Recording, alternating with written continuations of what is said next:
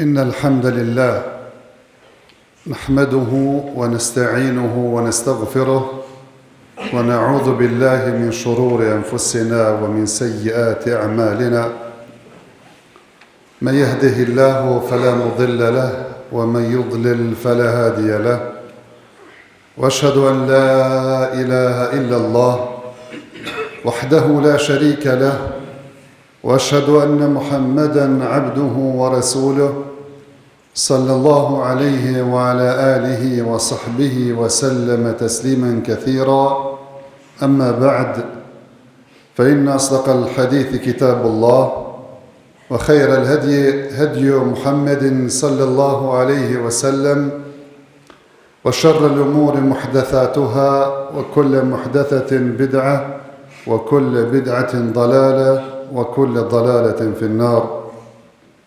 Allahun Azza wa Jall e lavdërojmë, ata e falenderojmë, vetëm prej tij ndihmë dhe falje kërkojmë mbrojtje të Allahu Azza wa Jall nga të këqijat e shpirtave dhe veprave tona, ata të cilën e udhëzon Allahu me urësinë dhe mirësinë e tij nuk ka kush që humb, ndërsa ata të cilën e lënë në humbje me drejtsinë e tij nuk ka kush që udhëzon.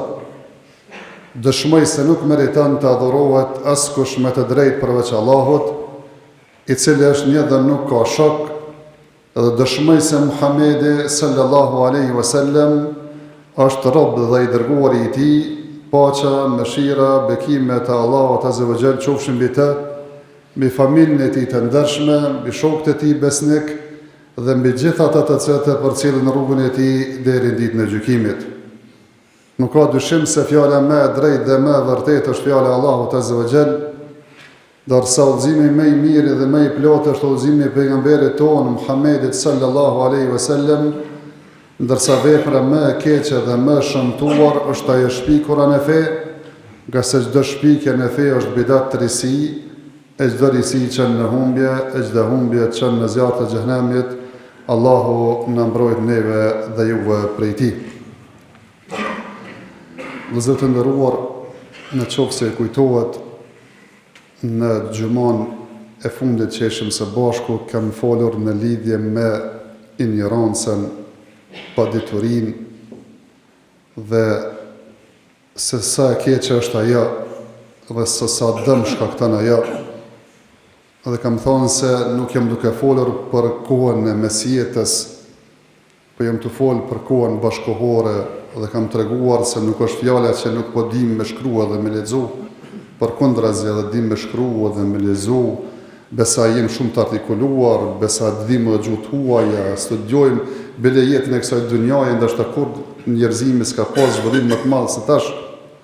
Mirë, kam thonë në një aspekt, natë se kush na ka kriju, pse më ardh këtë botë, çka është qëllimi i krijimit tonë, çka pas jetës, thjesht në lidhje me fen tonë absolutisht, ndoshta ndonjëherë po mendoj subhanallahu, sikur mos më qenë gjithë to ligjërata dhe gjithë to libra të botuara, si po na ikën këto shumë to gjëra edhe nuk po kem haber për to.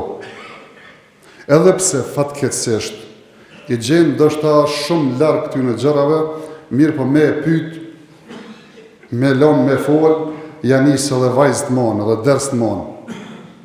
Absolutisht nuk ka kur fal njohurije për fen, mirë po nuk e ka, domethënë më të voglin hezitim, edhe fol e jep fetva ta mërmendja që është i licencuar për atë gjë.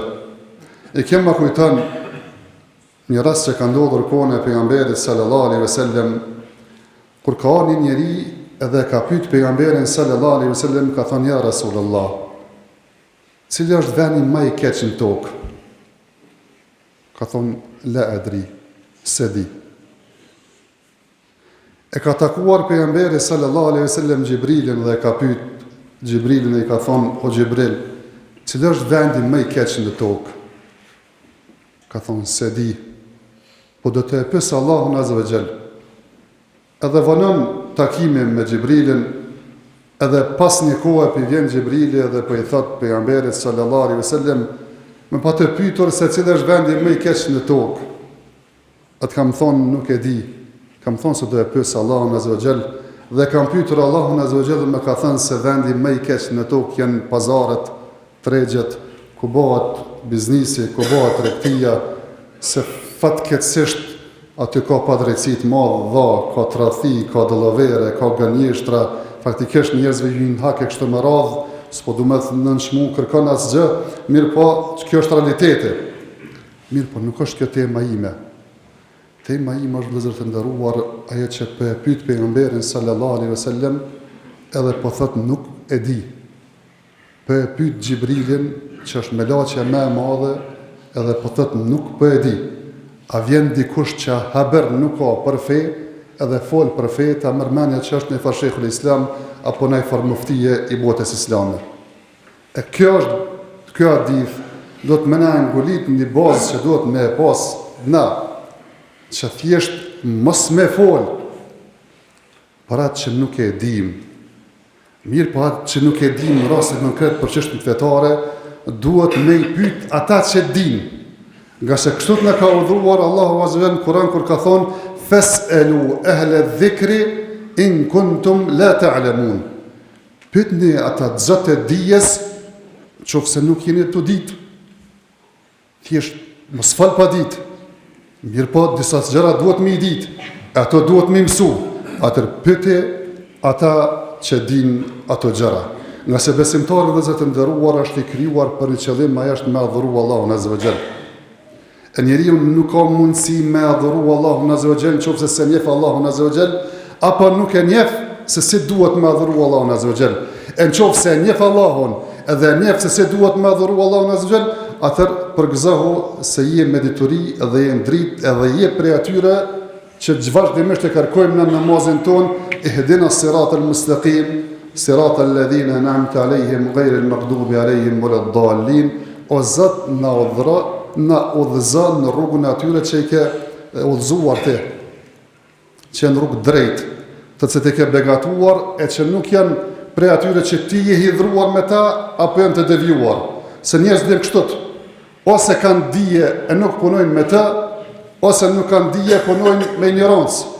E ne kërkojmë që edhe me pas dije, edhe me punu me dijen tonë, mirë po me ditë që fillimisht, mas pari duhet me ditë, e mas ndaj me punu edhe me vepru. Fa'lem ennehu la ilaha illallah, wastaghfir li dhanbika wa lil mu'minina wal mu'minat. I thotë Allahu Azza wa Jalla pejgamberit ton, dhe dije se nuk meriton të adhurohet askush përveç Allahut, e kërko falje për mëkatin tënd, për besimtarët dhe besimtarët. E thojnë dietarët se ky ajet edhe argumente tjera tregojnë se realisht njeriu para se me vepruar duhet me ditë, nga se dituria është e para e puna vjen pastaj. E për atë ka ardhur në hadith vërtet pejgamberit sallallahu alaihi wasallam se kërkimi i diturisë është obligim për çdo besimtar dhe besimtare. Mirë po vëllezër të nderuar, realiteti i njerëzve është se njerëz ndahen në 2 apo 3 grupe. Ka njerëz që Zoti ka begatuar, ai ka dhënë dije, e din Kur'anin, e din sunetin e pejgamberit sallallahu alaihi wasallam, e din dispozitat, e din bazat domethënë e përgjithshme se si funksionon domethënë kjo fe dhe në bazë saj nxirren dispozitat, edhe këta vazhdimisht domethënë mësojnë e studiojnë që ngriten që të jenë edhe më të dalluar dhe të jenë pishtar ndriçues në mesin ku jetojnë. E të cilët këta janë pak, mi për pa ta zbuhet me pas shoqëri. Nuk guxon me pas shoqëri, pa pas një grup të tillë të cilët i din dispozitat e Kuranit dhe Sunetit dhe e din fenë në përgjithësi. Mirë po thash këta janë pak, e pjesa tjetër është që realisht nuk kanë mundësi me mësu si këta, mirë po thjesht aja që ka ju duhet atyre, i pyesin ata që të kanë dituri. Qofse duhet më falë, e mësojnë dhe pyesin se si më falë. Qofse thjesht duhet me bërë tregti, i mësojnë dispozitet e tregtisë. Qofse duhet me dhonë zekat, i mësojnë dispozitet e zekatit e kështu me radhë, vetë nuk i din, mirë po kur kanë nevojë, i pyesin ata që din. E fatkeqësia është se kajherë njerëzit janë pe grupit të tretë, të cilët ka ardhur një fjalë nga Aliu kur i ka cekur njerëzit, ka thonë se ndohen 3 lloje, e llojin e tretë ka thonë ata që janë të paorientuar, që i them nas kanë kibl, edhe s'din dhe më thonë ka shkojnë, edhe çdo fjalë e dëgjojnë, as nuk ndriçohen me dituri, as nuk i mbështeten ndonjë personi i cili ka dituri. Pro thjesht ajo që po duam me thonë për kësaj vëllezër të nderuar, se njerëzit nuk kanë mundësi këtë mu bëha xhallar, s'kanë mundësi këtë mu bëha dietar. Patjetër shoqëria duhet me pas një grup të xhallarëve, dietarëve që ja mësojnë fenë dhe ja mësojnë Kuranun dhe Sunetin. Mirë po pjesa tjetër duhet me mësu pe këtyre xhallarëve. Mirë po pyetja që vazhdon është se e cilët janë këta xhallarë që duhet me mësu pe tyre. Dietarët kanë cekur, këta dietarë i kanë cekur sifatet e tyre, janë po i ceku vetëm 2 sifate. Sifati i parë që duhet me pas këta xhallarë, pe cilën duhet me mësu na fenë pe tyre, është që me konë dietarë të cilët kanë dije të shëndosh, dije të vërtet nga Kurani, nga Suneti i pejgamberit sallallahu alaihi wasallam dhe kanë mësuar prej xhallarëve të mëdhej, thjesht këtë dituri e kanë marrë jo vetëm duke lexuar ndoshta ndonjëherë prej librave, mirë po duke ja korrigjuar edhe dikush më i madh, thjesht që me konë në urdit edhe duke u shkolluar në mbikëqyrjen e dietarëve më të mëdhej. Këta janë ata që duhet me mësu prej tyre. Ar-Rahman fas'al bihi khabira. Kjo është i mëshirshmi për të mëshirshmen, pyetni ata që kanë dije të mëdha. Khabir është ai i cili ka një uri shumë të madhe për një punë. Këta duhet me i pyet, se për ndryshe runa zot prej shajut ka me vëllezër të nderuar është që thjesht kur vdesin këta dietarë apo mungesën e dietarëve, që me pas njerëz dhe koka ignorante që me marr njerëz masandej si imam dhe si udhëhec, e me i pyet ata, e me dhon ata fatva pa kurfar hezitimi, e me hum veten edhe me i deviju të tjerët, e a ka mëkat më të madh se kjo. Ka thonë Allahu azza wa jall, qul innama harrama rabbi al-fawahisha ma dhahara minha wa ma batan والإثم والبغي بغير الحق وأن تشركوا بالله ما لم ينزل به سلطانا وأن تقولوا على الله ما لا تعلمون. Thuaj Zoti e ka bë haram çdo gjë të pahijshme, qoftë ajo e dukshme apo e padukshme, çdo mëkat, çdo dhënim që e bën dikujt pa hak, me i bë Zotit shok për të nuk ka zbritur ai argument. وأن تقولوا على الله ما لا تعلمون, edhe me fol për dijen për fenë Allahut edhe për Allahun azza wa jall atë që nuk e dini. Nga se realisht do të nderuar, ai i cili është ignorant dhe fol fenë Allahut azza wa jall pa dituri, është pengesë mes tyre njerëzve dhe Allahut azza wa jall dhe bën zarar më tepër se ai që hesht. A e keni dëgjuar rastin e atij personit nga popujt e mëhershëm, nga umetet e mëhershme, që i kishte mytur 99 vetë dhe kërkon të zgjidhje edhe kërkon që me orientu të një person i cili ka më tepër me dituri, e orientojnë të një njeri i cili pretendon të se ka dituri, edhe shkon të ai dhe i tregon se i ka myt 99 persona, a kam rrugdalje, a kam zgjidhje, edhe i thotë se nuk ka për ty rrugdalje çfarë mëkatit madh paskeva. E i thot, në qofë se qojnë ka puna atëherë, për e plëcej dhe me tytë 100 dhe e vronë edhe atë. Mi po prapë diçka e brendë në dërgjegje në zemrën e tina dhe kërkon të zgjidhje. E po orientohet tash për herë dytë të një njeri që me të vërtet kishtë dituri. Edhe i po i thot se a ka zgjidhje për mu, a ka rrugdalje për mu. Edhe i po i thot, e kush të pengon ty, apo kush të mshel derën ty për të Zotit. I pari dha fetva pa dituri, e barit gjuna, edhe thjesht e psoj. I dyti ishte i menqor, dhe i tregoj se dera Allahut azza wa jall çdo herë është e hapur për insanin, përderisa si ka shpirtit e fyti, apo përderisa nuk ka lindur dielli pe perëndimit. Edhe pejgamberi sallallahu alaihi wasallam ka bërë dua kundër atyre që kanë dhënë fetva pa dituri. Ka ardhur në hadithin e Xhabirit radiallahu ta'ala anhu, se i shumëtët në një udhëtim, edhe një prej shokëve tonë u lëndu në kokën e tij me një guri. E po zohet të nesërmen kishte nevojë me u pastru, me marrë gusl. Edhe pjo thët shokëve të tij, apo ma gjeni ndonjë lehtësim me marrë tejmum mos mu pastru.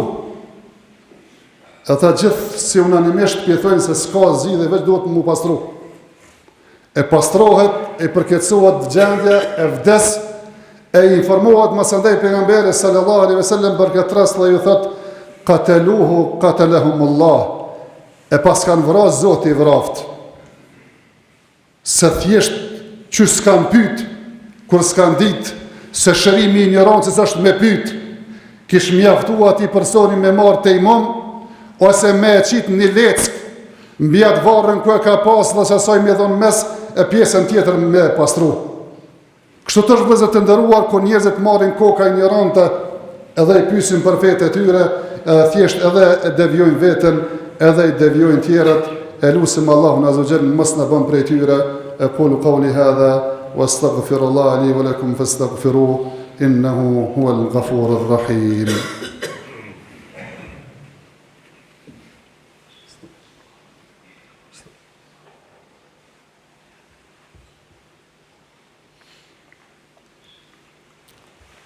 الحمد لله على إحسانه والشكر له على توفيقه وامتنانه وأشهد أن لا إله إلا الله وحده لا شريك له تعظيما لشأنه وأشهد أن محمدا عبده ورسوله الداعي إلى رضوانه صلوات ربي وسلامه عليه وعلى آله وصحبه وإخوانه.